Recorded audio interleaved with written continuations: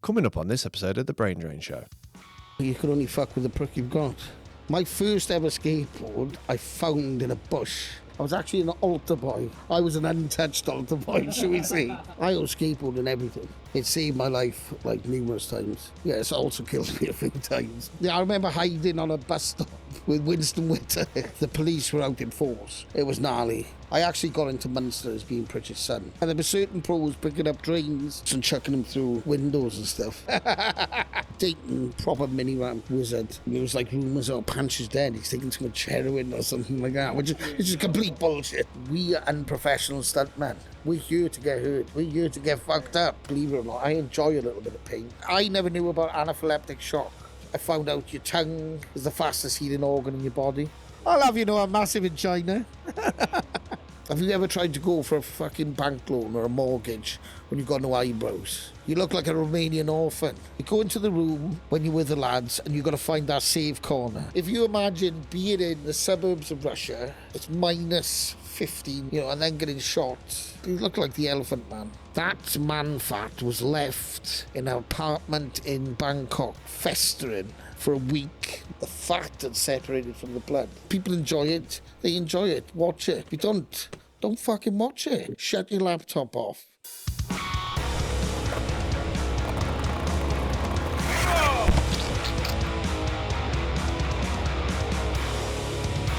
Good evening and welcome to another great episode of The Brain Drain Show with me, Forde Brookfield. Joined to my left is my trusty co-host and one and only Toby. Hello. And joined to our left is a very special guest. This actually completes, we've got the set. We've got the box set. We should have got some confetti. Yeah, I'll edit them in. Can we put them in? If I go like that, you're going to edit one? I'll edit one in, I promise.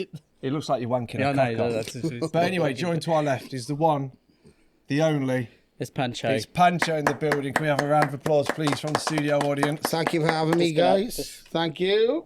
I'm scared. We finally got you. I know, yeah. Yeah, I finally made it. You gave in. What happened the last time when we booked you in?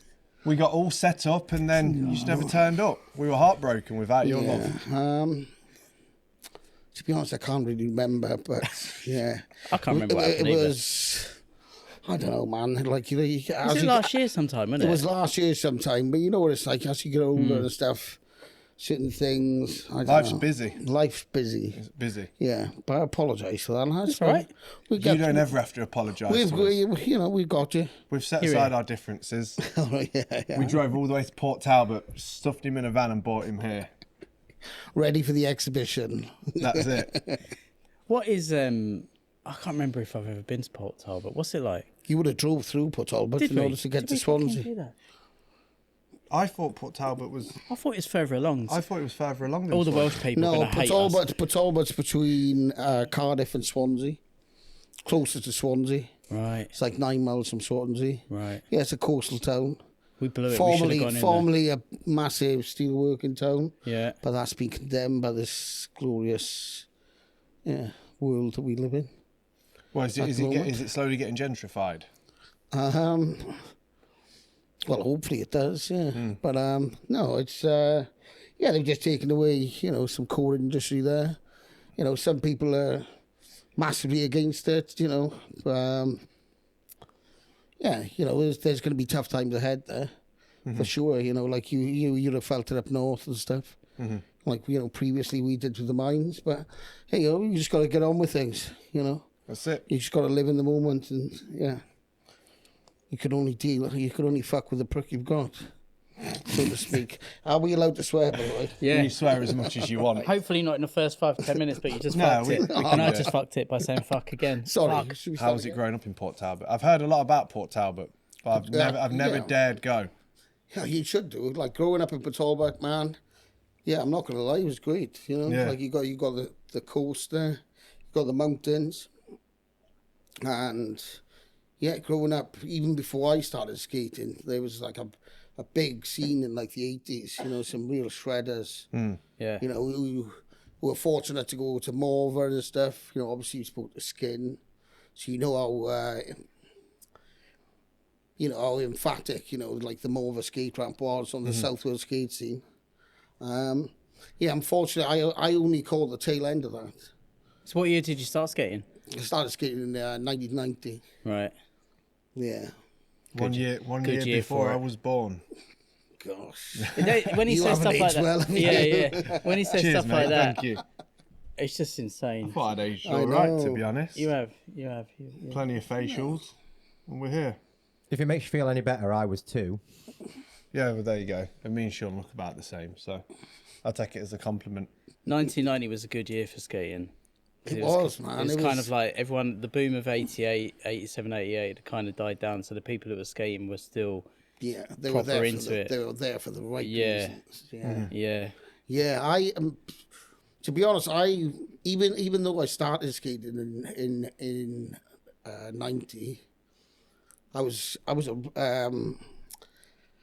a roller skater, like Bowers and stuff. Nice. And a friend of mine, Could you still do roller skating if you got some skates? yeah, I've been out with my daughters come- and stuff. Yeah, Can we get some skates on Pancho? Yeah. I've actually got some Bowers at home, so I can say this, and Mackie won't mind. Mackie, after he was on, he hit me up. He's like, because we sell a lot of roller skates. yeah, stuff no here. doubt, yeah. And he's I like, may be hitting you up too. yeah, he hit me up and he's like, can you sort me out some skates? And he's got the what do they call it, the Supreme Turbo Supreme 33s. Turbo 33s. Oh wow, Which He's is been out on basically them. it's the Bauer, Yeah, isn't the it? new Bowers. new Yeah. Bowers. Yeah, he's been out on those. Cool. Yeah, yeah. Sorry, so what are you saying? You were Yeah, so yeah, I was really friendly with 2 kids, and yeah, they went to like private schools and stuff. So like they had access to, if they wanted surfboards, if they wanted roller skates, if they wanted skateboards, they'd have everything in one Christmas. Like I had a great upbringing, but we didn't have the means, like that. Yeah. So yeah, it was Jan Purchase and Michael David, and we used to go around the streets on the Bowers with like your Sony Walkman, Oh, yeah. like Cypress Hill up to the nines. Yeah, thinking we were the bomb. Yeah, a little bit of Onyx. you were the bum. Yeah, like going down like crazy hills backwards and stuff. Yeah. Yeah, it was a great time. Did you have the leg warmers on the skates? I actually had rugby socks, yeah, in South Wales, but didn't I? Yeah. So I had to. Yeah, really great times. And then, yeah, Mike was like, he was really into skateboarding and stuff. Yeah. And he had some mad pop, like, he'd be able to ollie onto this table and stuff. He had the first ever double kick Tony Hawk. Was that the symmetrical one that That's had the the one. really simple graphic? Really simple Yeah. graphic with like the circles and just like the dabs going into it, yeah, with like this horrid pink grip tape. But I actually, my first ever skateboard, I found in a bush not too far from his house. Yeah. And it took me 2 weeks to admit that I'd found this board, because I thought it might have been a board that he'd stashed out the way. And it was a Deathbox Mac Yeah. fishtail. I wish I still had that board. What a fucking board to find. Yeah. So who yeah. had left it in the bush? I still don't know to this day. That's mental, isn't it? Yeah. I remember. Yeah. Fuck. If you It had adventure trucks and 60mm slime ball wheels. no way. Yeah. A dream setup for that time as well, even now. Yeah. Yeah. Yeah. Do you think maybe someone had nicked it and stashed it? I think maybe so, yeah, because, yeah, there's a dual carriageway, like, there by the bush, and there's actually, like, a traveller's site across the way, so, yeah, but... What was the graphic on that one? Because Mac had loads of really... I just mean, it's remember all it his being a artwork. green. Mac It did was the artwork, it was didn't really it was really heathered and weathered. And Yeah. it had rails on it. But I just remember the tail. Obviously, it had that fish tail. So it's like, because Deathbox had the U-boat concave at that time, so the tails were like that. It literally it was like a V. It was like a tail. Yeah. The first one that I seen like that was a Sean Goff. Yeah. Sean Goff had the The V-tail. The U-boat concave. It Yeah, was this is the insane. Deathbox Mac. Yeah, I wonder if that's ever going to make a comeback. If It was. you know, It didn't make any sense. It made absolutely no sense. It didn't help. All it was like, you could pour water in those boards and hold it, and the water. Would Oh not yeah, come just up. retain it. Yeah. I guess the idea was to keep your foot locked in place Yeah. for what you need, but it's like if you've got a dip like this and then your foot's sitting flat on it, all you're going to do is be giving yourself footache.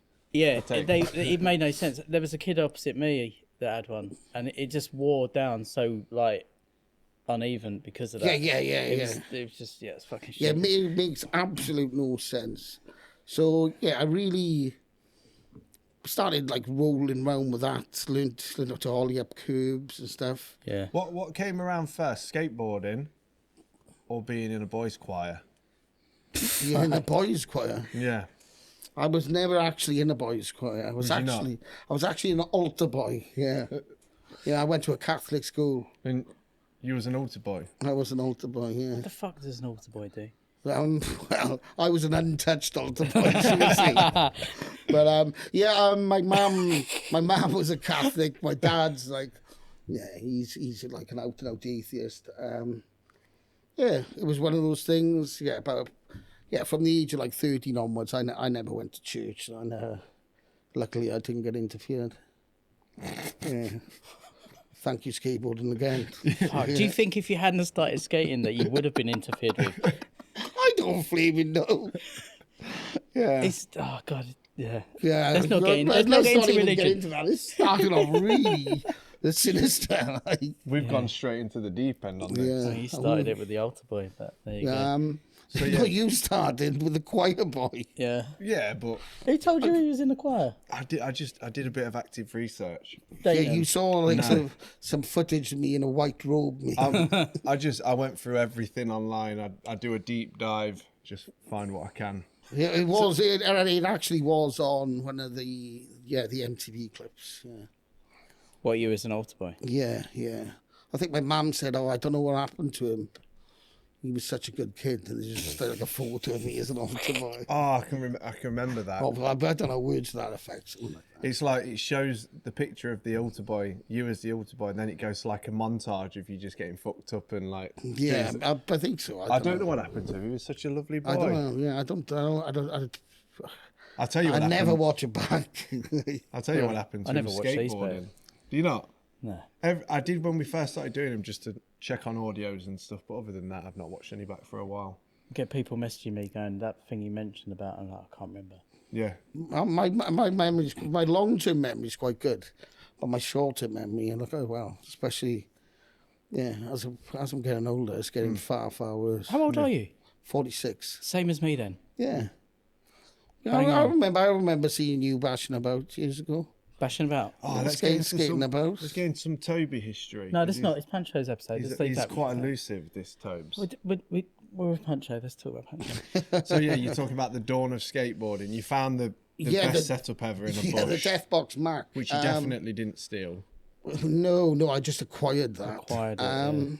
Then I had like a few hand-me-down boards, and I just like change over the trucks and wheels, and then just fell in love with skateboarding. Yeah. And was that pretty quick from like... Oh man, as soon as I picked it up. We talk about this quite often on here, like that weird kind of... I was talking to my lad on the way to school the other morning. I can't remember how it came up, but like that instant, as soon as I saw skating... Instant attachment, it was like, boom, that's it. Yeah, without a doubt. And I was really into playing football. Yeah. Like playing, for the county, captain of the local team, and things went on and spiraled. And it was touch on this later on, but I had to make a decision when I was 16. Yeah.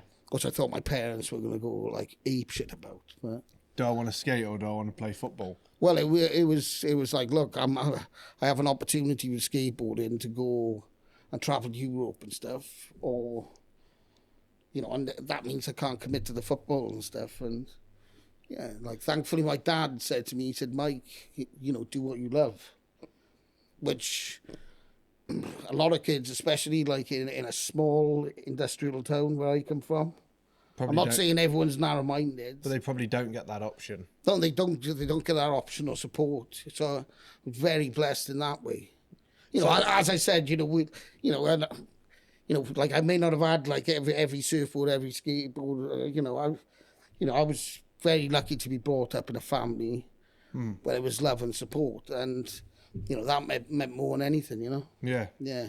So you were saying around that time you had to make the choice between football and skating, and you were getting opportunities to travel with skating. This is going further on. Yeah. This is like when I was 16 and stuff. So going back, I changed up like the Deathbox Mac. You couldn't do a pressure flip on that. Yeah. I mean, maybe the nose on it probably would have been good for pressure flips, looking back, but... Oh, what? So what was the timeline around that time then to leading up to you making that decision? Like, what opportunities were coming through skating? Like, who were giving you the opportunities? Was it like hookups, sponsors? Just like local shops. Yeah, there was a shop, Bad Habits in Pritchard. Mm-hmm. They really looked after me. Yeah. There was a guy, Mark from Hustler Projects, but that was just like flowed t-shirts and stuff. Mm-hmm. Like, it wasn't really like sponsored. It was just like getting hooked up. Just getting hooked up. Yeah. Yeah. A little help on the ladder type thing. Yeah. Yeah, I'll never forget that, and that's why it's always good to support your local scene and stuff. Yeah. Yeah. I always, Absolutely. If I watch any documentaries of anyone, either American or British, and they talk about shop sponsors back in the day, and they're like, oh, you used to get like 2 shop boards a month and a set of wheels, and now it's like, fucking hell, I don't think anyone can afford to do that. I'm talking about like you'd have your boards on trade price, and you get a couple of free t-shirts. Yeah, I think there's when you're doing a paper round, that helps out a lot. Yeah, absolutely. Do you know what I mean? If you don't have to buy anything extra like the clothing, then and you can get everything a little bit cheaper. Yeah, I think there's a bit of a disconnect there, isn't it? I think people think a shop sponsor is go in and you can have whatever you want, but that's no. It's like you said, the reality, and like especially in this crazy world we're in now.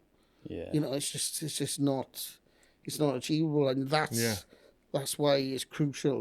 That the kids and adults alike keep supporting. Your local shops and stuff.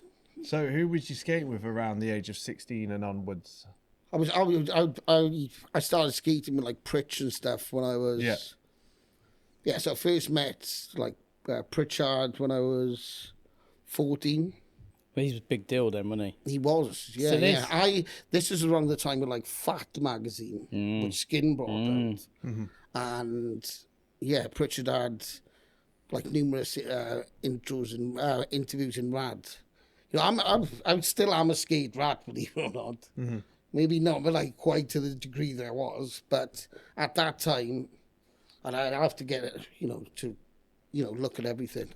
Yeah. Yeah, when you get a magazine, you'd pore over it, wouldn't you? You'd be like every single page. You'd be like, bop, bop, bop. You take it all in. You had to, didn't you? You had to wait for the next video to come out. It's like kids in skating now got it so fucking easy. Like I was just on the tail end of it. Like videos and stuff were well in the mix when I started. But even then, it was like waiting for like the new flip video to come out and going in every weekend. Have you got it yet? Have you got it yet? It was exciting. You don't really get it now. But it's still it's good. a shame. No, look, skateboarding is still fantastic. Yeah. I owe skateboarding everything. Mm-hmm. Yeah. It saved my life like numerous times. Yeah. Yeah, it's also killed me a few times, but it's something that's very close to my heart. Yeah. And it's in your blood. Yeah, it's in my blood, man. Yeah. Like it always will be. Like the actual act of skateboarding these days, it proves a lot more difficult, but still like to get out. Yeah. Yeah. I've got a tip for you though. Like, don't put this in. Well, you can if you want. It's all going in. But like, like the hype with Dragon Formula wheels. No, yeah. I sort of ignored it, but like I put some on at the weekend. It's so much better on your knees. Yeah, they feel amazing, and they work as well. Yeah. They slide and they work like regular. Really, yeah. But you Because really I've got a cruiser board and I've got my normal board. Yeah. Yeah. But go it like it sounds different. You don't have the rattle, like the harder. They wheels. sound like cruiser wheels, but they slide like They a hard wheel. slide, yeah. Are they that good? Yeah. I may have to buy some now. They're really good. Completely changed my whole. Yeah. What size wheels do you ride normally? 54, 55. Yeah.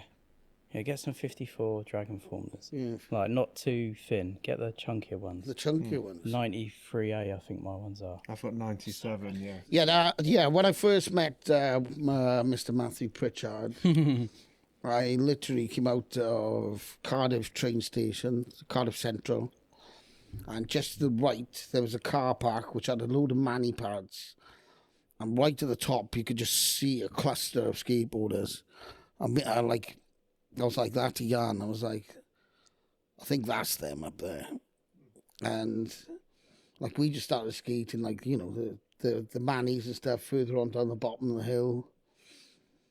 Yeah, and I don't know, maybe it was either Pritchard or Pullman came down. They were like, "Hey, all right." But yeah, that day, yeah, we just hit it off. Just then they just showed us, the spots at Cardiff City Centre. This is like the museum and like all that sort of area. Is this the Pritch era when he's got the trousers on, pulled up to the calf? Yeah, this is like Pritch. Well, Big white hair. He had the Freddie Boswell going. Yeah, it was. I think he was skating for Consolidated at the time. How was he? Yeah, through Phase 7. Oh yeah. Yeah. Or was it 60-40? It might have been early 60-40 days. Yeah. Well, no. It was definitely Consolidated. Yeah, definitely Consolidated, because a few weeks later, we ended up going to like his Frankie Hill gap, and he ollied that, and I was just like, holy shit! It was like this, the massive grass verge, and then a big drop. Well, at the time, it seemed, we weren't far off like the height of this room, but the grass verge was big enough in itself, and like the run up and the wheels at that time, were micro. Yeah, it was mind blowing, to be honest. Yeah, we just like hit it off.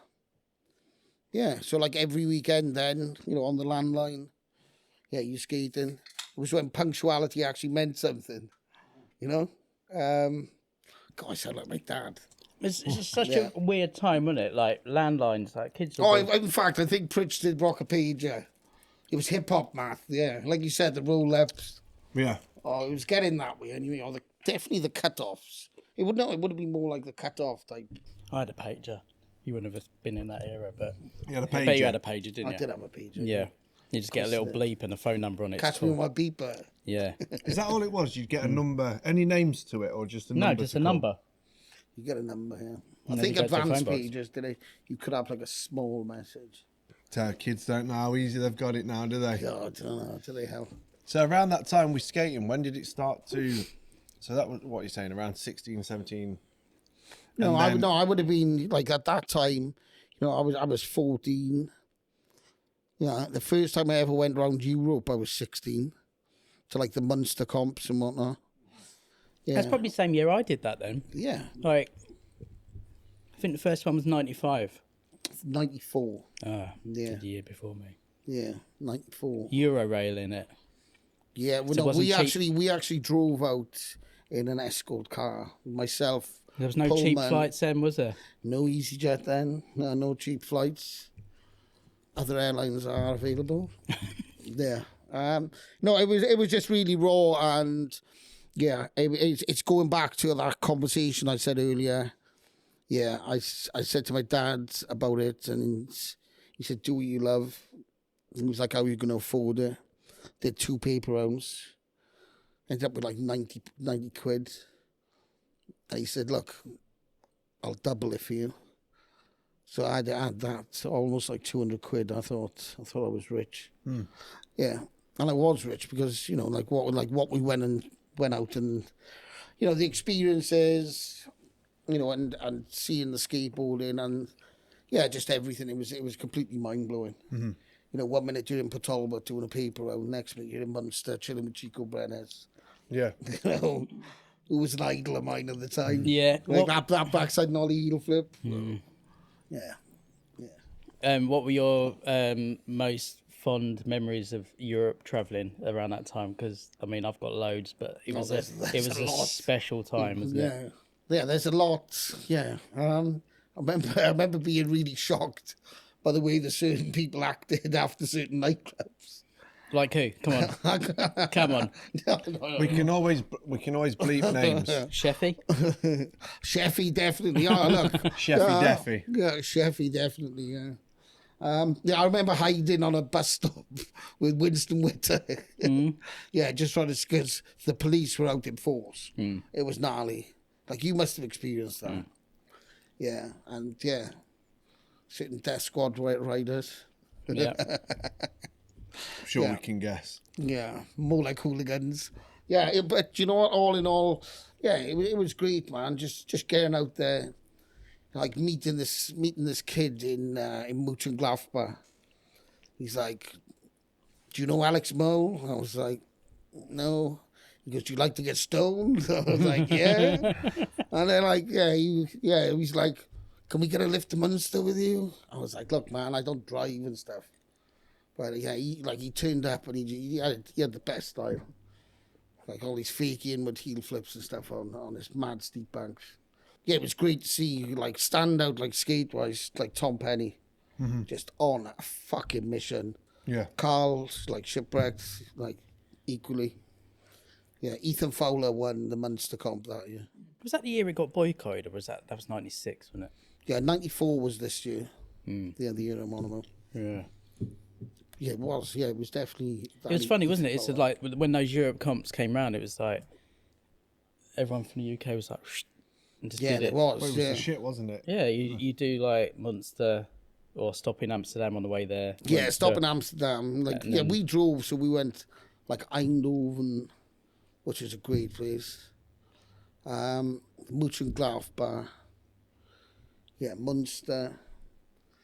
Yeah, and then there was a load of other stuff as well, wasn't there? But, Yeah, we went on and did the Switzerland one. yeah, what was that, Basel or Lausanne. Lausanne, that's it, yeah. That And then it went on to like Prague and, the Prague comp. Yeah. Because like Pritchard was on 60-40 at the time. So he was invited to it. I actually got into Munster as being Pritchard's son. Tell us about that. Yeah, run us through that story, that was Pancho, that was one of my questions. Yeah. How did it go down? Yeah, so we're going to like the ticket counter now, and bearing in mind, you know, I started puberty at quite a young age, so I had like these big like lamb chop sideboard type things, and we were there, and Pritchard just said, "Oh look, it's my son, it's my son." And yeah, I don't know, madly, the guy just went, yeah, like, okay. And then the guy who drove us out, he had a Dr. Pepper badge sewn into his shorts. And he actually got through as being sponsored by Dr. Pepper. So I don't know what was going on, but it was the blag of all blags. Yeah. Yeah. I don't know if it was just like a language, like a breakdown in language. Probably a bit of that. I think it probably was, yeah.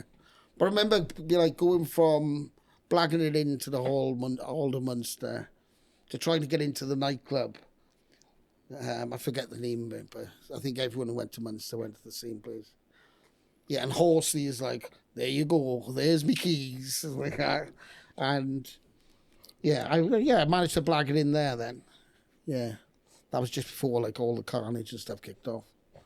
But yeah, going in as Pritchard's son, that was really mad, actually. What was the carnage that kicked off that led to a full-scale police? Oh, it's just like a lot of kill the bike. Yeah, those bike squares and stuff. Yeah. I wasn't involved. Neither was I. No. I was never. like genuinely no. I bet you was a I'm not a little fan of like shit. football hooliganism and stuff, but that's kind of like what it was like. It was gnarly. Yeah. Have you got a bit like that? A lot of pissed up Yanks who just couldn't handle it beer. Yeah. That's pretty much what it was. Yeah, there were certain pros picking up drains out of the windows and chucking them through like windows and stuff. Like I said, I was with Winston. Yeah. I mean, like we were hiding. We need to get Winston on. I'd love to get him on, yeah. Yeah, he'd be great. It was like that at Radlands, though, when the Americans invaded, you know. Oh, yeah, that was great. It's like just seeing like hotel staff and bar staff just be like, the fuck is this? Like skateboarders like walking in all like, you know. Yeah, they're like, holy shit, the circus is in town. Oh, it's definitely the circus was in town. Yeah, it was mental. I loved the Radlands days. Yeah. Really did, yeah. Big up the Inces. Yeah. Yeah. They deserve the ultimate credit. Yeah. Yeah, they really helped, you know, like in the 90s and stuff. You know, and then they took it to Wembley then, didn't they? I didn't actually make G90. Was it G97? G97. Yeah. I haven't got really many memories from that. Is the G97 the one where Joycey went gimped up? That's where I met Joycey first time. He came up and told me he was getting on stage with De La Soul. And I was like, oh, cool. And then he just ran off and did it. But I remember I saw Jake Phelps outside crying on his own, which I thought was a bit peculiar. And I met Phil Shao. Phil Shio. Yeah, and I chilled with him in Radlands for a period. The guy Yeah. was a machine. yeah, lovely dude. Yeah. And I remember watching Baines do his run, and he just tried to do a nollie hard flip over the hip every time and just missed it and didn't land it. And I was like, oh man, because I was a big fan of Baines. Yeah. But No disrespect to Baines, that was exactly what I would have been trying to do. But yeah, it was a big deal, G97, wasn't it? It was like everyone was there. Yeah. Is that when you would have met, like, around that time, like Dan and Dainton and stuff, or would you have met No, them before? I met Dink before. Yeah. Yeah, I met. What's your earliest memory of Dainton? Earliest memory of Dainton is just being absolutely blown away by the mini ramp antics. Yeah, It's like proper wizardry.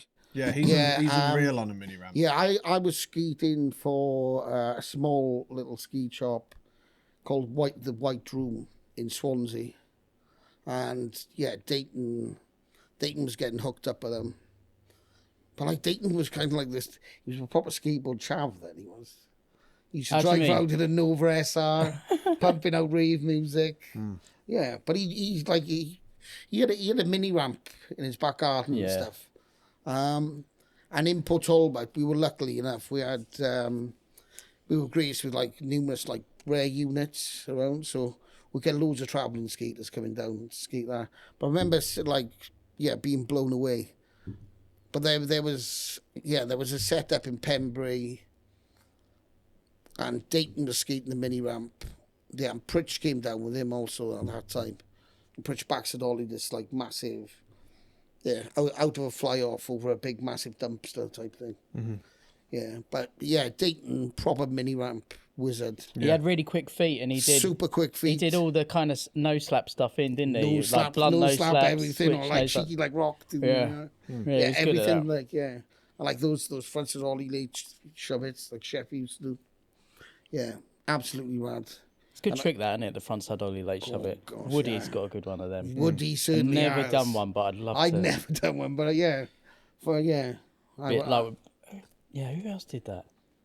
That Carlos and Andrade guy.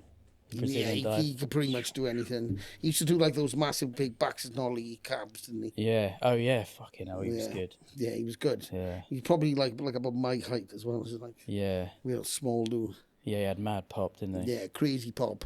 But yeah, that was so meeting Dainton and stuff, it wasn't that would have been I'm not so good with dates, but yeah, like 90, 93.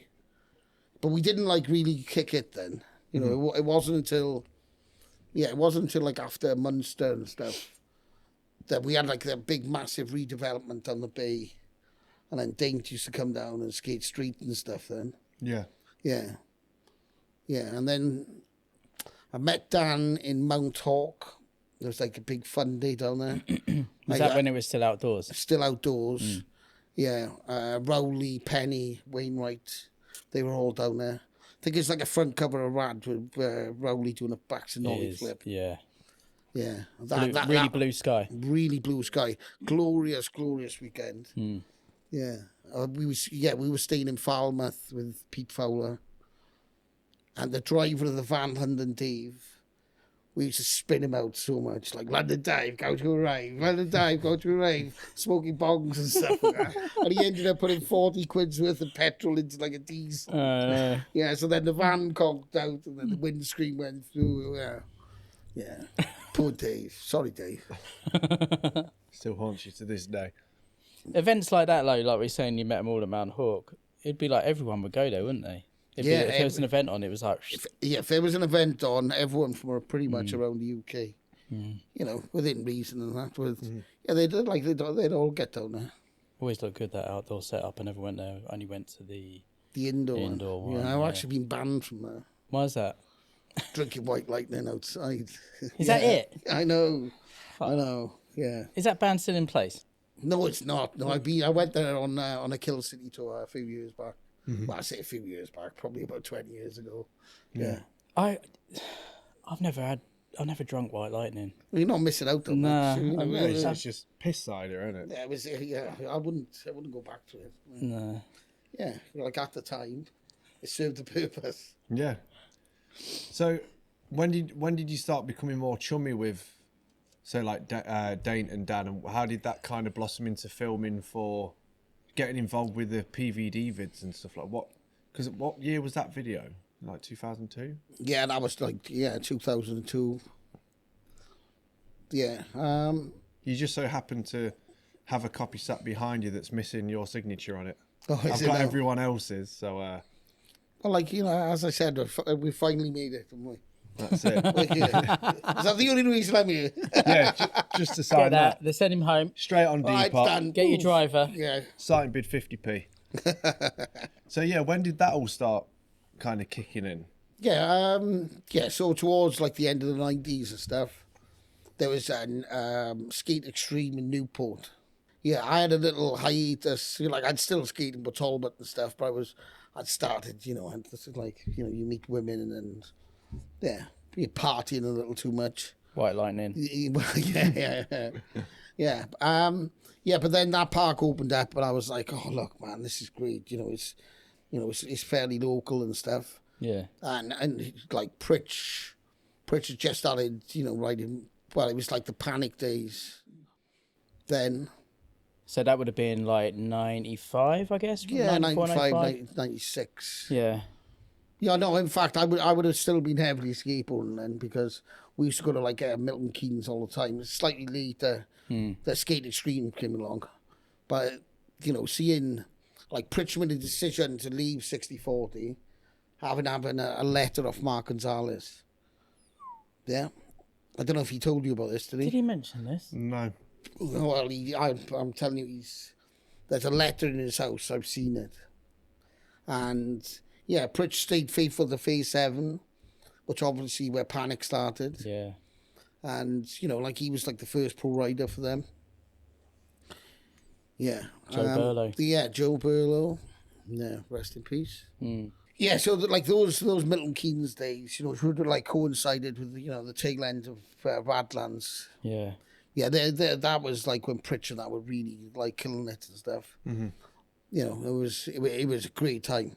You know, like for myself and stuff. You know, just witnessing that. You know, skateboarding, just getting really hungry, and then, as I said, there was like a brief hiatus, and then there was the Newport skate park. Mm-hmm. So at the time, it was like rumours, oh, Pancho's dead. He's taking too much heroin or something like that. Just complete bullshit. What a rumour. I know. It was like too much heroin. Oh, no, maybe I'm exaggerating, but yeah, you know, he's no longer with us and stuff. So it was like kind of like, you know, the Animal Chin type thing. So then I reappeared, and like Dainton and that, you know, he was tearing up. Did you ever go to that Newport place? I don't remember. No, I don't think so. Yeah, so that, yeah. Yeah, there, and yeah, Pritch was, yeah, I think it was like the tail end of Panic then before Rookie. Yeah. But they were both still killing it. And then Joyce had a job with like ITV Digital or something. Mm-hmm. And then he started to like frequent, he'd come down and visit and stuff. Yeah. Because like he had a massive like hiatus type thing. So it was great to see him. And then... yeah, and then like Bath and West, Nass and stuff came around, didn't they? Mm. Yeah, and that's where Joyce really came into his own then, shall we say. Tell us some stories from those times, the festival times and that, because you sort of hear these kind of... yeah, I'll tell you one thing. Myths like, and stuff. If you like, if you are a Sanchez fan and like you ever watched it, the time that I got towed out of the tent, Mm-hmm. Yeah, classic which clip. made the cut on Sanchez, Yep. that had been tried, I think, 4 years in a row leading up to that, or maybe 3 years, yeah? What do you mean tried? Like, just... Yeah, well, I actually fucking woke up for once. Right, okay. Yeah. But, they're like Nass, you know, it was completely, it was like lawless at the time. Yeah, I only went to 2 of those. Yeah. But the first one I went to is like they had the Jaguar and stuff. Yeah, Mackie and Snowy and that one there. Yeah. Yeah, it was good times. Yeah. Again, Yeah, everybody sure. was there, weren't they? It was Yeah, just... like you said, you know, everybody would just, you know, navigate there, you know, because... that's how you met up with people, isn't it? And But that's the way it was, yeah. you know, there wasn't so much going on. Yeah, But, that's it. Yeah, it was, yeah, Nass, yeah. See, I haven't been for many, many years. I think, well, it stopped now, isn't it? Yeah, it stopped a couple of years back. Because I think there was like a lot of like chavs and stuff.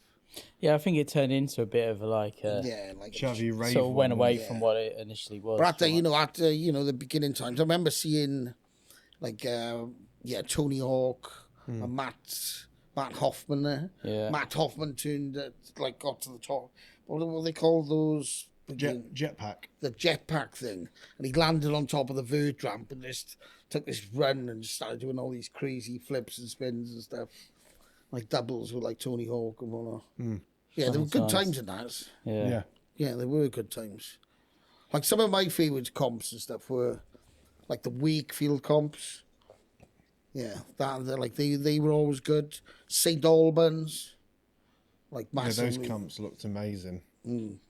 St Albans is still going though, isn't it? Yeah, it's it's still still there. Yeah. Yeah, those comps were pretty insane, weren't they? They were, yeah. And people landing tricks and everyone would just lose their shit, be smashing up tables Yeah, and totally. smashing their boards and stuff. Yeah, like Rodney Clark and Yeah, like that lot. John Hayward, Nicholson. John Hayward, Nicholson, Yeah, there was it's really like yeah, it was great. superb timing skating. Yeah, for like the Harrow lot there, and it was the first time I'd ever really heard drum and bass, Oh, really? and it was like echoing, and it was just, like the energy and stuff. Yeah. Yeah, it was, quality times. Hold on a second. We need to talk about sponsoring this episode of the Brain Train Show. Toby, take it away. Today's sponsor is Slappy Trucks. Slappy Trucks comes from the mind of Mike Sinclair and was created through the lockdown. He was messing around with his trucks and he thought, hold on, I might just have a way to make them a little bit better. Slappy Trucks provide the best grind clearance and slappy angle to keep your kingpins from the dreaded snag on Smiths, Feebles, Hurricanes, Bennett and Barley grinds, and has been measured by Professor Paul Schmidt. Slappy Trucks have the quickest turn, the best grind clearance, less wheel bite, no braking time, and are 100% more fun. I'm currently riding the inverted kingpin hollow ones, and they're very nice, and I'm getting on great with them. They are sick. Slappy Trucks also have an incredibly large team, and some of our favourites are Mike Fraser, Leonardo Finkus, Abe Bethel, the Cab Killer Ira, and Arissa True. They're also sorting out Will Sayer, Ben Plum, Liddy Strachan, Twiggy, and Manny Haddon in the UK. Where can people find out about Slappy Trucks, Forde? They can find them at Slappy Trucks on Instagram or www.slappytrucks.com, or simply head to Rollersnakes and just search Slappy Trucks and see how many we have in stock. Toby? Back to the show. Back to the show right Back now. to the show. Back to the show. Back to now. the show. When did it all start transitioning to filming for the PVD vid? So I was talking to Dane yesterday. I had a catch up with Dane about him, where he's living and stuff and what's going on. And he said one good fact about the video is like you didn't know that you were gonna necessarily have a part in it until the premiere night, until he looked over the footage and he was like, "There's enough here for like a punch part." Well, I wouldn't call it a skate park, would you? A lifestyle. I think I had two tricks in it. Yeah, I don't know, like nollie, front and nollie heel, nollie big spin, I think. Like You got a good frontside nollie hill. You still got those, yeah? I could still pop one out now and again on a good day. Yeah, that's a good trick On to a have good that. day. Oh, Mark, Yeah.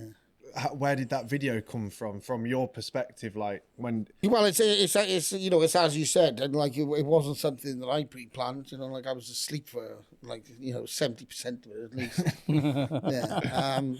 There was a lot of footage from my 21st birthday going out to Cork, on that boat and stuff, going out to a comp out there. Dane said to me, I don't know, a week or so before, he said, like, you're gonna have a little part in this.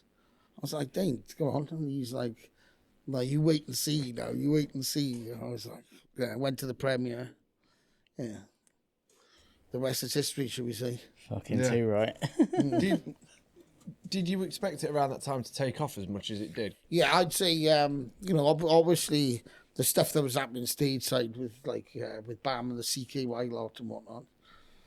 But, we were kind of oblivious to that. That wasn't what it was about. It was about a piss take out of Rodney versus Day One.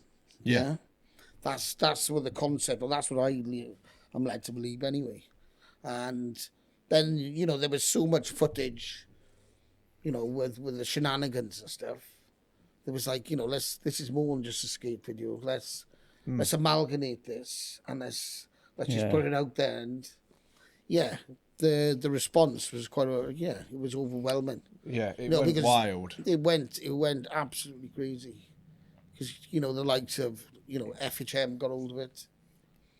Yeah, and... I can remember seeing, I don't know if it might have been through the TV show time, which we'll get onto, but like, I don't know what magazine it was, but like, I'm sure there was like a mag cover, like the Sanchez boys. It might have been like on a lad's mag, like a nuts thing or something. It did just take up, it just went wild. There was loads of like the lads mag things. I think Pritchard Dainton had like a weekly piece, a monthly piece in Front magazine. I don't remember if that was before or after Sanchez. But yeah, there was definitely interest from all those types of, lads mags and stuff. Mm-hmm. What was the most pinnacle point of when things started to kick off with it in the mainstream that you sort of thought, fucking hell, this is fucking funny that this is happening? I'd say probably like getting the offer from MTV. That's when it really, because I just thought, this is just a phase. They're just trying to jump on skateboarding now because it was, progressively becoming a little bit more like mainstream and stuff. It turns out they didn't care about the skating side of it. No, they just it was just the carnage and whatnot. But if it weren't for the skateboarding, there wouldn't have been any carnage. Yeah. There wouldn't have been any friendship between us guys. But definitely, like, when it really hit home, and I just thought, well, like, what the fuck is going on? Yeah. It must have been quite a nice feeling. When you're in a hotel in St. John's Wood, a free bar, and, it's just like... You're being treated. You're like, this is serious.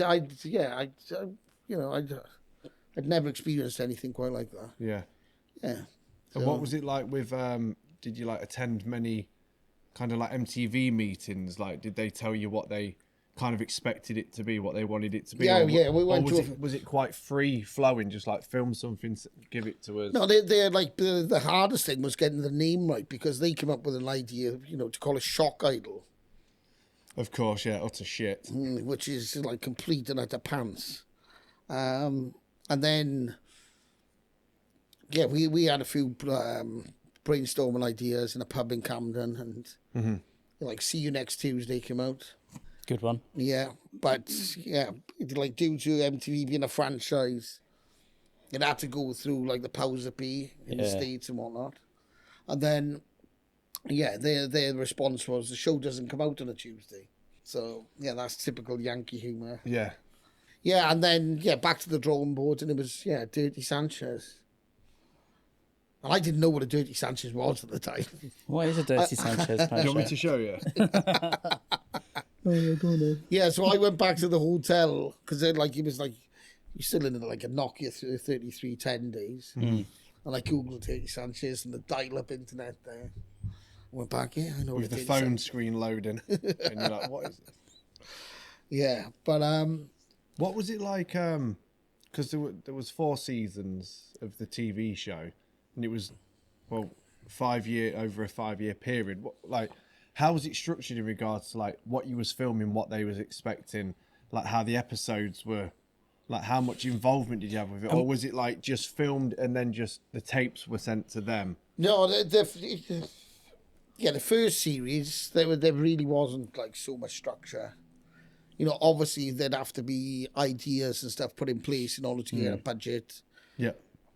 And whatnot. But to be honest, the ideas the majority of the time were like a ring of fire. Yeah. So it's like any good night out, you can plan it for as long as you want, but the best nights out are spontaneous. You just go. And just the things that happen off the cuff. Yeah. And that's the way, it just works. It's, sometimes it's better not to overplan and overthink things, just in life in general, I find.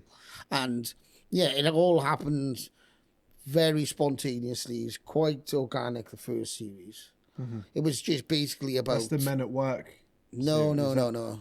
The Men at Work, Jobs for the Boyos, that was the second series. Yeah.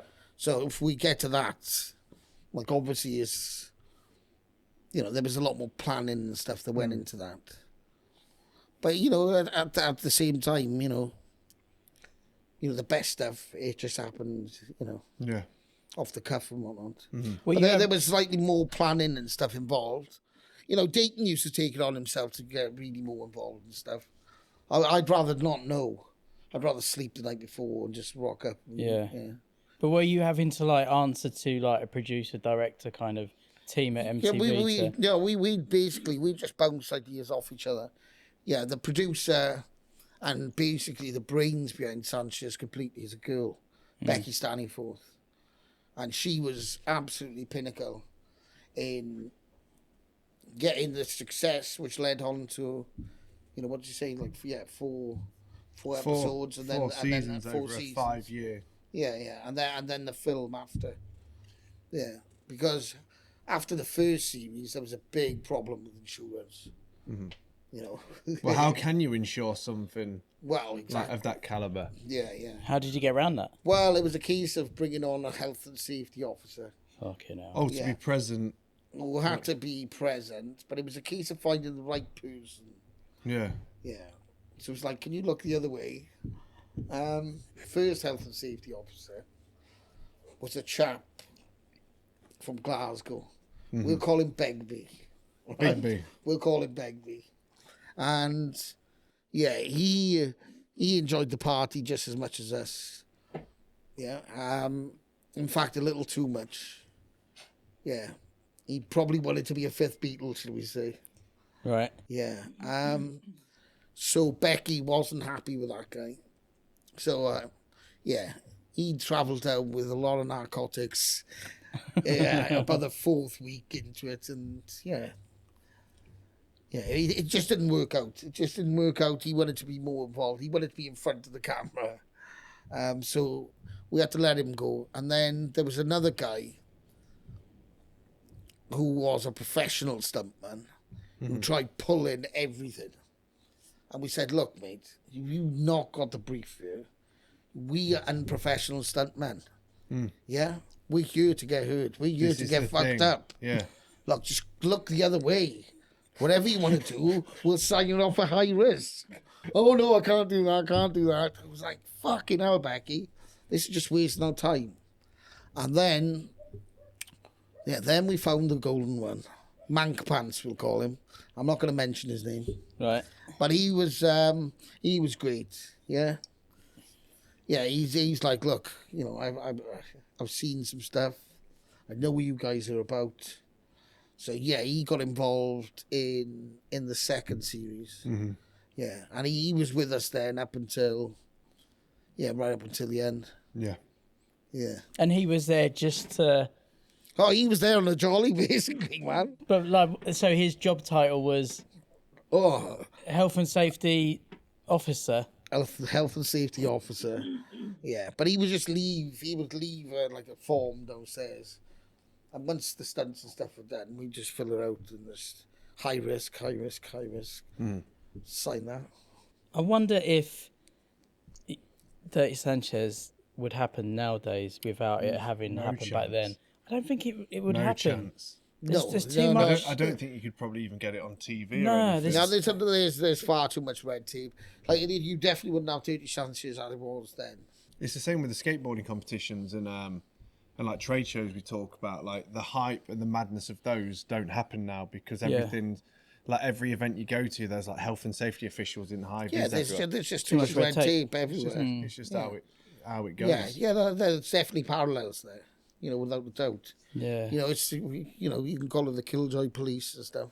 You know, it's just, I don't know. And a lot of people, you know, like the world's just gone fucking mad, isn't it? Mm-hmm. You've got to be so PC about everything.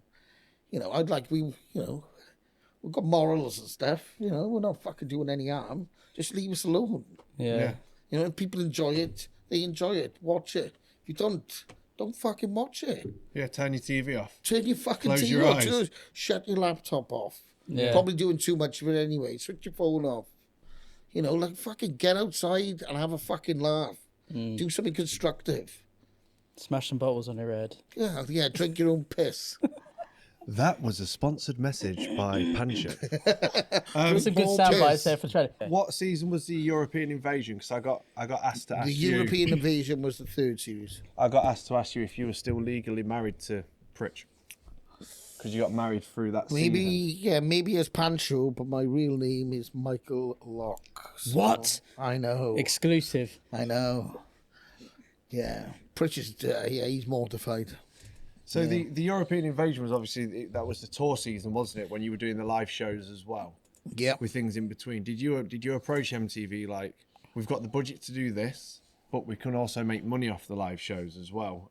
No, like those live shows were just, we were doing, we were doing live shows, like throughout the filming, but they weren't paid live shows. Yeah, that like we did do live shows that coincided, with filming and stuff. Yeah. But that basically just set us up for. It's more promo, isn't it? I guess. and Yeah, marketing, exactly. innit? Yeah, it's. What was the budget per episode on the show? Well, it varied throughout the series, but I can tell you that the budget for the film was only half of one series of Viva La Bam. Right. Right? Okay. And Viva La Bam was 1 million. Okay. Yeah? 1 million per season is insane, isn't No, it? per episode. Oh, per episode. Oh, yeah. Viva La Bam. Yeah, ours was 600k. Yeah, to be honest, lads, actual budget, so yeah, obviously it varied. Fucking hell, we did it on a shoestring. Yeah, But then that's probably- Face Magazine said we made Jackass look like the Teletubbies. Yeah, I've But then- seen that quote.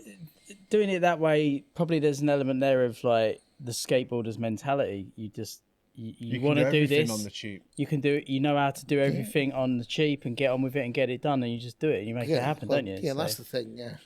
And it's going back, we were talking about the brainstorming ideas and stuff. People were set up like this big elaborate thing, and it's just like... Just go down the pub and sit there and do it. This really doesn't work. This is contrived. Yeah. It's not the way we rock. Yeah. But you have to have things in place in order to tick the boxes, so order you can get a budget. Yeah. Yeah. It wasn't something at that time. I was so focused on, just making the best shows we could, partying, in your 20s, young, full of money, just enjoying. Budgets and stuff. I didn't give a shit about that. Me and Pritch, we were fucking more concerned about fucking staying awake for who could stay awake for the longest. Who won that? I think we both give it a good go. I think it was 4 nights. Fucking hell. Yeah, Pritch maybe 5. Don't you start hallucinating after the You first do 48 indeed. hours? Well, yeah. And And yeah. then mixed with certain sweets, Yeah, it's could only be a cause for... yeah. I'm not promoting this, by the way, but that's what happened at the time. Yeah, What through filming that series? What was one of the gnarliest stunts that you did? Because obviously the near drowning one's pretty. that Pretty was shocking. that would have been the second series. Yeah, that was Jobs for the Boyles. Did you not get to that point and you were like, "This is fucked"? Like I've nearly just drowned.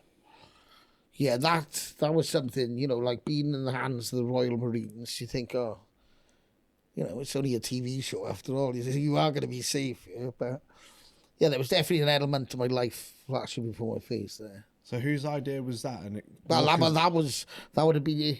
We actually lived as, where you got the basic training with the Royal Marines. We did a proportion of that over 4 days, so it's as if we were Royal Marines, but obviously we weren't remotely like as fit or prepared. Certainly didn't have the same mindset. I believe I was told I had the heart to be a Marine, but everything else was out the window. Yeah, That's funny. but going back to stuff, something I would never do again is roll around in stingy nettles. yeah, Now I know that may sound, like what you on about. Everybody's had a stingy bit, But I never knew about anaphylactic shock. Yeah. Now I actually, believe it or not, I enjoy a little bit of pain. Yeah. no, Yeah. Really? I kind of like it. Yeah. But when you got 14 hours of absolute scrutinizing agony, it really starts to fuck with your head. And that's something I'm not very good at. When you start bathing in your own piss, your missus's piss, and then you're fucking covering yourself in calamine lotion, and then you decide, fuck it, let's have a shower, let's let's go to the pub. You pick up a Stella, and your lip just starts going, zzz, and then you just start freaking out, man. It's not good. So that verse drowning. Well, obviously, I'd rather not fucking drown. I don't. Do you know what? Neither. That's a fair point. Yeah. In the third series, because like when you start a tour and stuff, you have to think about how you can alternate parts of the body in order to keep a live show going. Yeah. So it's I found out your tongue is the fastest healing organ in your body. Great tip there. Yeah, so there you know. You got that, Sean? Yeah. Noted. Yeah, we used to do like Jesus hand. Yeah, nails through. Yeah, but I didn't realise how bad that could be. You know, the ligaments that are connected there, which connected to your face. Oh, right. So you could actually... Fuck yourself. You could completely fuck up, you know, your whole... Yeah. So, you know, stuff like that, you know, in my 40s now, there's no chance of me doing that again. Yeah. You know? But, you know, at the time, like I said, I really didn't care. Like, we were flying high. Yeah. You know, we were just on it. Mm-hmm. You know, just really didn't overthink things. I had no Google to hand. Yeah. In like a handset. Probably for the best, right? Well, yeah, if you had NHS Direct, yeah, you'd really cook out. Yeah, calling 111. I'll put a nail through Phone my hand. Frank. Just before that, through the entire season of Sanchez, or through Sanchez as a whole, Joyce, Pritch, or Daint, which one just fucked with you the most? Yeah, it used to be Pritch and Daint, like equally. But, you know, Daint would be, the organ grinder, should we say. Pritch used to fucking flip if anyone touched his hair, didn't he? Yeah. When he had his head shaved, he was... Have you ever tried to go for a fucking bank loan or a mortgage when you've got no eyebrows? You look like a Romanian orphan, right? You just turn your hat round and go like this. And then you look like an ultimate child. There's no getting away from it. I've had my fair share. Yeah. Yeah, the Mikhail Gorbachev. I remember going through Thai customs. Mm-hmm. Never been so happy to get out of a country. Yeah. Russia. And then going to the land of smiles. But I still had this massive friar tuck. I always rock a baseball hat or some form of head attire. Yeah. And yeah, got to customs. My first ever time in Thailand. They're like, sir, take your hat off. I was like, oh no. Took the hat off, and even the customs burst out laughing. It's called the land of smiles after all. You got revenge on him at all? Oh, I've had revenge on him a few times. Maybe it's not as much as what I should, but that never makes the edit, does it? You know, because you've got to be seen to me. Yeah. When you meet up or hang out with those guys now, are they still fucking around and fucking with you? Oh, we always still Is it just like a constant? Yeah, like things will never change. You can go into the room when you're with the lads, and you've got to find that safe corner. Yeah. Do you know what I mean? I was going to ask, and it's kind of a reflection of what Toby just asked. When you're hanging out, is that still that PTSD that like? Oh yeah, you're constantly flinching, twitching. Yeah. There's definitely still that element. Like you can't go to like you know what we went through and not have that. Yeah. You know, you'd be inhumane. I think so. And yeah, like you said, PTSD. I fucking have it. You speak to my missus, she'll tell you how I sleep at night, and sometimes it ain't good. Or is that screaming in your sleep? Oh, a lot of that. Yeah, yeah, waking up. Yeah. But, yeah, I'm not surprised, to be honest. But considering everything that went down, kind of got off quite lightly. You know? Well, you're here. I'm here. You're exactly. alive. Yeah, I mean, I'll just really jinx that out. That's what. So when the seasons came to an end, how rapid was it to going straight onto a film? Because we did a lot of touring. Was that through MTV we did it all. Well, wasn't it? The film was through MTV, yeah. But in between, if I remember rightly, we were doing like club appearances all over. That's when you made it. Yeah, we did a few seasons in Ibiza. That was heavy. Yeah, it took its toll on it, you know. After a while, because you know you can't sustain that type of thing, and you know, like you hear about all these bands and, you know, like megastars. You know, like we were nothing remotely. We're just fucking skateboarders, but we were privy to a lot of fucking partying and overindulgence. I don't care what people say. You can read all these books. The reality is your body can't take that. Yeah. You know, it's physically impossible. It comes a point where you have to you have to simmer down. Yeah. You know? Otherwise you're going to end up 6 foot under. So along with the shows and the filming, that must have been a solid, 7 years of filming that stuff non-stop, or was it longer than that? So I read that the show overall The breaks filming... in between, I don't know, like I said, my memory is not so good, but, you know, to be 2002 we started. Yeah. That was the first, I know that for a fact. And was the film 2010? That was 2010. But then, you know, like the amount of tours, we did 3 tours of Australia after that. Yeah. You know, constant live shows. You know, we went to see like at least another 3-4 years. And then myself and Joyce just started touring alone. Because there was fractions within the group. Yeah. You know, when that happens, you know, when you spend all that time together, you know, as good a mates as you are, the reality is, you know, you're going to get pissed off with people. Like, you know, there's only so many times your eyebrows can be shaved off. You know, oh, yeah, all right, then, no worries, don't worry about that. Yeah. You know, it's like, yeah, it's just like, it could be like little things. You know, like everyone, you need your own time after a little while. It's like going on a skate tour and stuff. You're all best mates. Then it could be that little all the fucking time. It's just like, I'm a little hungover now, and I go, really? I have it every single day when I leave here. I feel your pain now. Yeah. me and Toby constantly going home. I think that's an age thing, though, isn't it? You sort of get to that point where you're just like, fuck this. You know, and it can happen with your homies, your mates, your boyos, whatever the fuck you want to call it, right? But there's just, you know, and as you said, with age, you just like that little bit of space, you know.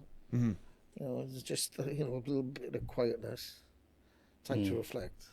Which you didn't have for many years. No, I certainly didn't choose that, you know, like we didn't. You know, it was an absolute carnage. Yeah. It was like a rock and roll band, but without the instruments.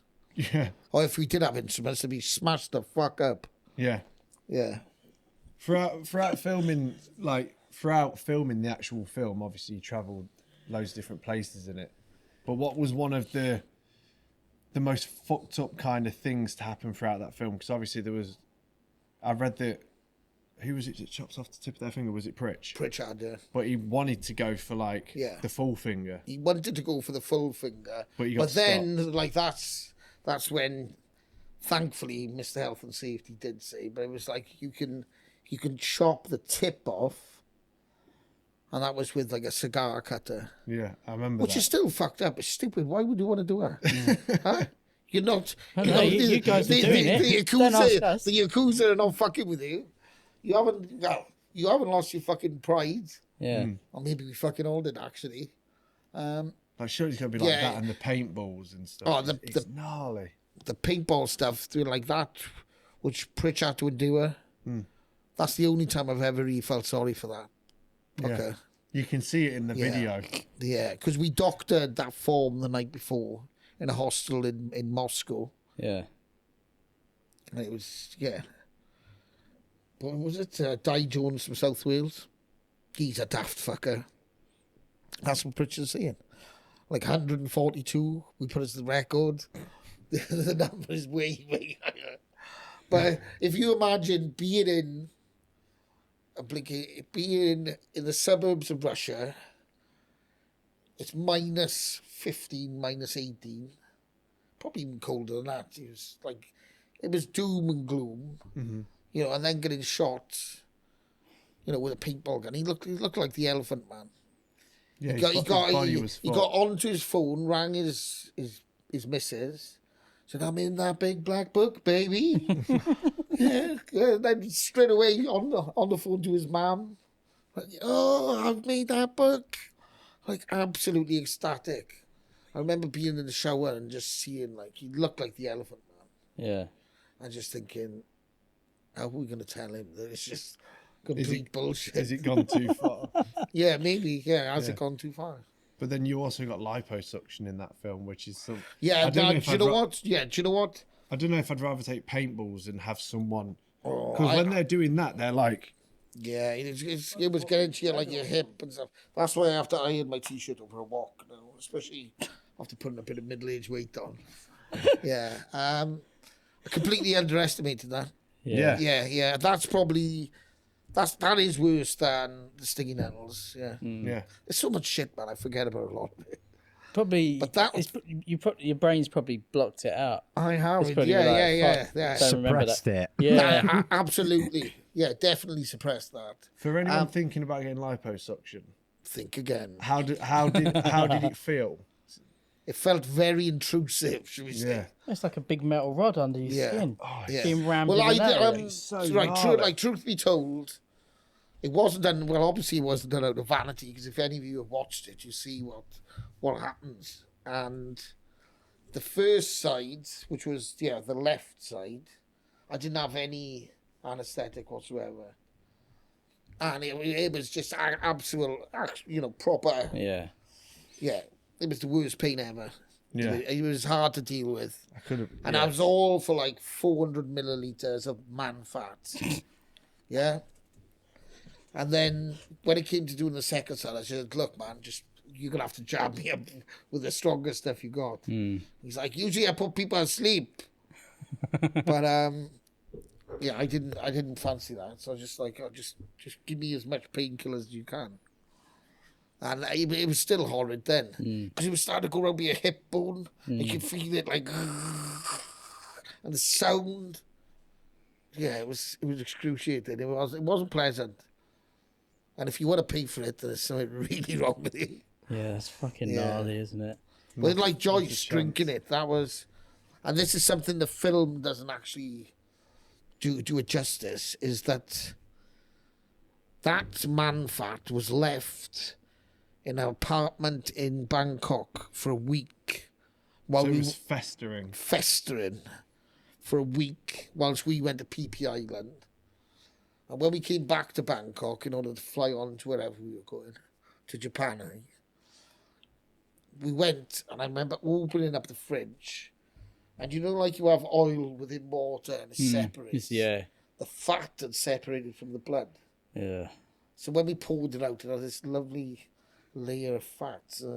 Joyce is like scooping at it like that. I was like, no, Joyce, you got to do it as it is. And I was that intrigued. I had to have a little taste. And Very smooth, actually. Was it like those weird cocktails that you used to get in bars that was like Very brain weird. matter? Like, Yeah. fucking hell. It was bizarre. horrific. A little bit of cannibalism there. Yeah, I guess it is, isn't it? Well, Or yeah, auto-cannibalism. we had a discussion about it. It's like, is eating someone else's fingernails cannibalism? Is, certain sexual acts, is that cannibalism? But no, Joyce, you're drinking another man's insides. Yeah. That is, part of his stomach. You're consuming another. officially cannibalism. Human. It's officially cannibalism. Think I'm right in saying that? Yes, 100%. totally. Dan Joyce is a cannibal. Dan Joyce, you evil man. I love Dan, man. Yeah, big up Dan. On the back end of the film and stuff, what were some of the most ridiculous things that came from it? Like the Nike advert with Rooney was. I remember seeing that and being like, how the fuck have they got here? Yeah, that was... Yeah, the Nike advert, that came along. We were on tour in Australia and, our agent got in touch and I just thought this is like a complete wind-up. Yeah. Yeah, but, it happened. Yeah, we met like loads of other players. Yeah, it was great times, it's... Was there anything that your agent came to you with that you guys turned down? Big Brother. Yeah. Did you all Imagine- get asked to? go No, on no. But there was definitely talk about Big Brother and stuff. Yeah. I don't know whether it was just about that. No, like fuck that shit, man. Yeah, that's the only one that really springs to mind. But like we had a really good agent and stuff. Your agent at the time, what other acts or celebrities were they looking after? I'd just be interested to know this is going to who open was up on their books. This is going to open Russell Brand. Right? Oh, Yeah. get it. Tess Daly, she does like Yeah. that's Strictly. She's like the fit blonde girl. Emma Willis, yeah, she's like a big presenter. Lee Francis, who does like Bow Selector, and it's like quite a list. Yeah, and then there was us. Yeah, but I mean, like to be honest, John Knoll was a bigger fucking header than us, man. Yeah, he really didn't give a fuck. He was like a northerner based in London. Yeah. You mentioned about like internally the group's going to do separate things. So there was like the Pritchard Dainton Get High thing. Yeah, that came about. Yeah, because myself and Pritch, we went on to do Balls of Steel. How did that come around? It was just like literally Channel 4 approached us and said, "Look, we want you guys." We went on. We did 3 seasons of that. In fact, there's probably stuff that happened there that was even more gnarlier than any Sanchez stuff. What was it like an average day filming for like Balls of Steel compared to like a Sanchez? Because Balls of Steel was in a studio. Yeah, isn't Balls it? of Steel is filmed as live. Yeah. Yeah, it was a completely, and you're reading off an auto cue at times. How did you find that? Going from being... Yeah, actually not so bad. Yeah. But how was the adjustment from being skateboarder mentality, doing everything, on... What camera was it? The Dainton used, TRV 900s, to going into auto Like a cueing film in a studio. It's like, of course, because, there's so many factors you have to, and, so many cues and stuff. Yeah. Like even to where you actually stand. Yeah. And it was very different, but it's you try and adapt to the situation as best you can. That's all you can do. The first series of Balls of Steel, myself and Pritch were so pissed that for the second one they had to get us a minder. Yeah, was it? I don't know. It might have been Pritch. I think that told Pritch us I think mentioned Pritch that, might have said that. They were looking for you, and you guys were out drinking or something like that. Yeah, there was. Yeah. So who was the poor bastard who was employed as your minder? Like, how... He was actually a friend of Joyce's, actually, All right. which just happened randomly. Yeah, because the executive producer was a guy called Michael Livingston, and it was who Joyce went to comprehensive school, we call it in Wales, high school, whatever. Yeah. And he had a bit of a big, another lad who they were in school with. I forget his name. He was a nice chap, though. Yeah, we were only allowed like 2 pints before going on. Well, man just screamed to 4. Yeah, I know how tedious does that sound. Yeah, it was. It was reckless times. Yeah. I mean, you must look back on it and think what an experience for anyone to have had, all that kind of. Oh yeah, I wouldn't change anything for the world. It's no regrets, right? No, absolutely no regrets. You made the most of it. We made the most of it. We had great times. Obviously, things are different now, but this is a different chapter of life, which is equally as good. And you learn from everything, and you have to appreciate things in life. Yeah. Because you look around, man. And this is going back to how much I owe skateboarding. Yeah. Without skateboarding, I wouldn't have travelled the world. Yeah. Wouldn't have met the people I have. Wouldn't have the friendships, all over the UK and the world. If it wasn't for skateboarding, and that means more than any fucking money. It's the experiences, and that's what I take out of it anyway. Yeah. Genuinely. Who it just came to mind? Who's one of the most ridiculous people that you'd partied with? Someone that you're like, how the fuck did I end up with Mick Jagger? Iggy Pop. That's a party. In Miami. That is a party. Yeah. Was that when? Because there was some. There was went to like these Latin music awards. Latin music. Yeah. Yeah. Well, my first ever time in America. And you were hosting it, right? We hosted an award. Yeah.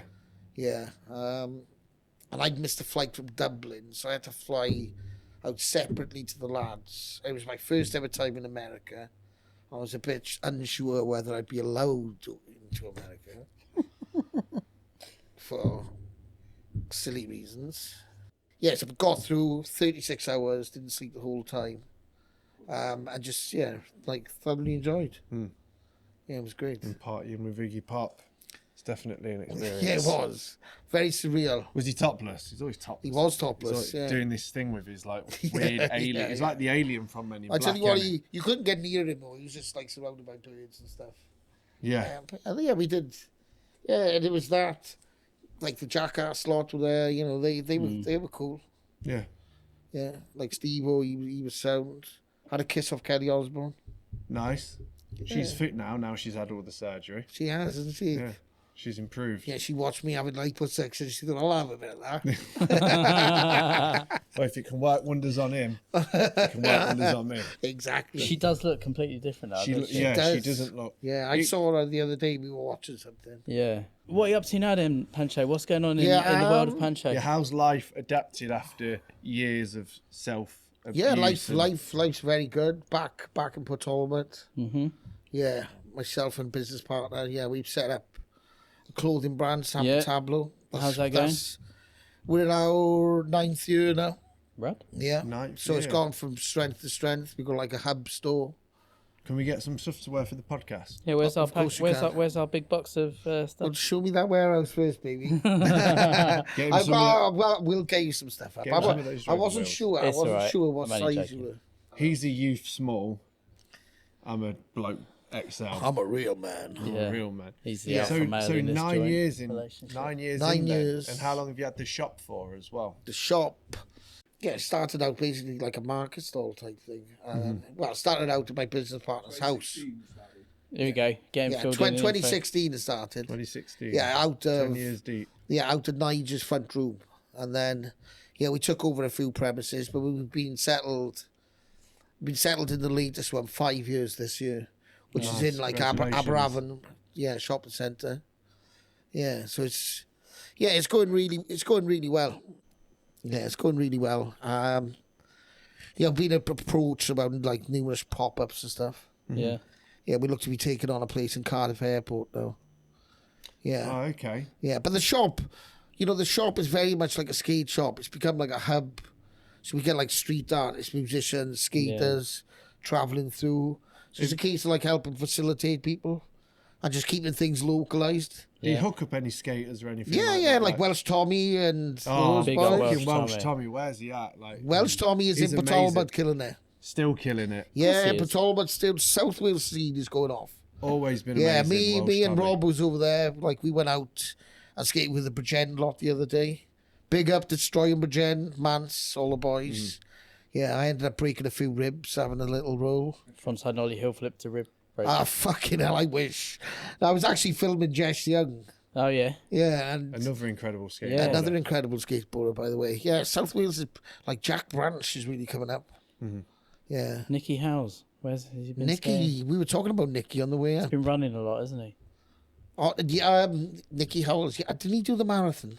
I think he did. Yeah. I think he did. I thought you were on about Nicky, little Nicky. Yeah, big up Nicky Howells, man. Yeah. Swansea Yeah. boy. Amazing. Yeah, absolute. Amazing skaters down that end. Amazing skateboard, amazing person. I'd like yeah. to see more of them in the mags and stuff, but it seems like a grey area that it's just, I don't see much coming from it. Maybe I'm just out the loop, but I just know that there's a load of good skateboarders down There is, yeah. You know, I'm not pointing the finger. There's only so many, so much stuff people can document.